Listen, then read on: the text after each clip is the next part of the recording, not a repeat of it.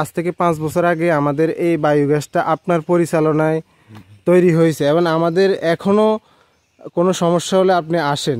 আমাদের মিস্ত্রি আছে, মিস্ত্রি আমরা তো ইঞ্জিনিয়ারিংয়ে সাপোর্ট দিই। কি লাগে আপনার ইট লাগে, সিমেন্ট লাগে, বালু লাগে, খোয়া লাগে, এগুলি মেরামতের আমরা প্রথমে এস্টিমেট দিই।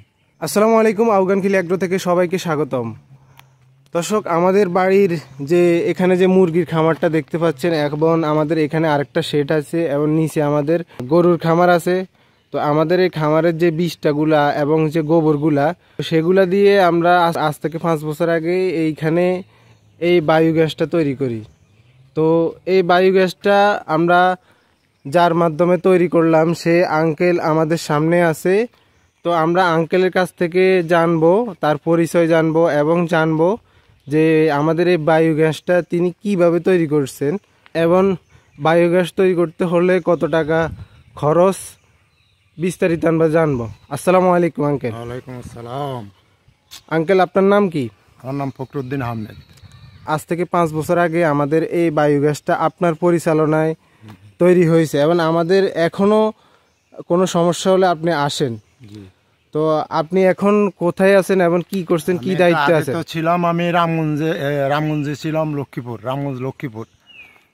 আর ধর না 14 সালে আমি রামগঞ্জ লক্ষ্মীপুর ছিলাম। এখন তো আমাকে বদলি করে দিছে কুমিল্লা সদর দক্ষিণ উপজেলা। সেখানে আমরা তখন এখানে রামগঞ্জ লক্ষ্মীপুর থাকাকালীন আমরা বায়োগ্যাস প্ল্যান্ট তৈরি করে দিয়েছি। আগুনখিল আমার ভাতিজাকে একটা প্ল্যান্ট তৈরি করে দিয়েছি। এখন তো আমি কুমিল্লা সদর দক্ষিণে ছিলাম 14 সালে। তারপরে আবার জেলা কার্যালয়ের অধীনে ছিলাম। 23 সালের জানুয়ারি থেকে আবার জেলা কার্যালয়ের অধীনে বায়োগ্যাস প্ল্যান্ট তৈরি করে দিই। যুব উন্নয়ন অধিদপ্তর সারা বাংলাদেশে এই বায়োগ্যাস প্ল্যান্ট কাজ করতেছে। যাহা বিভাগীয় পর্যায়ে আমরা এখন চট্টগ্রাম বিভাগে কাজ করতেছি, কুমিল্লা জেলার অধীনে 17 উপজেলা।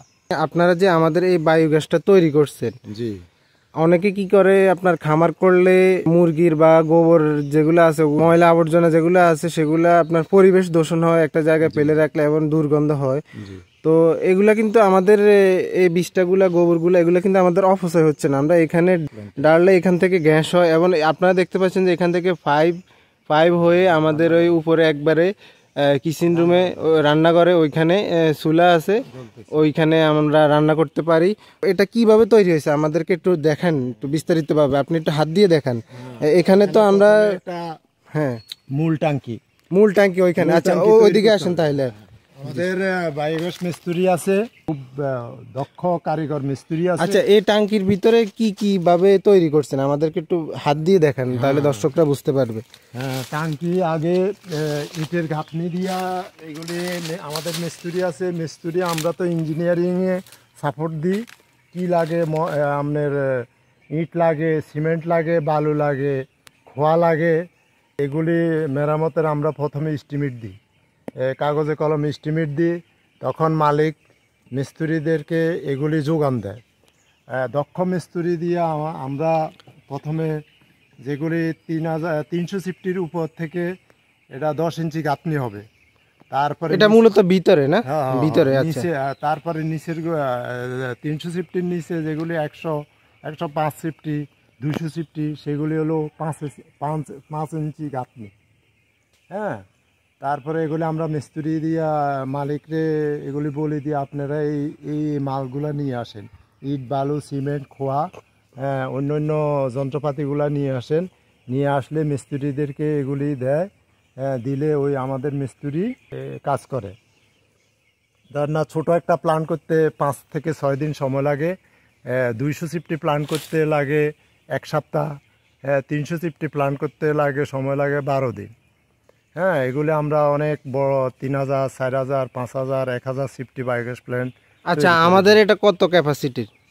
আপনার এটা হলো ডাবল 2টা চুলা চলবে, যদি হাউস পরিমাণ আপনি গোবর দিতে পারেন। আমাদের এই গ্যাসটা আমরা যেভাবে পরিচালনা করি সেটা হচ্ছে ওইখানে গোবর, মুরগির তবে ইংল্যান্ড ট্যাঙ্কি আর হলো মূল ট্যাঙ্কি।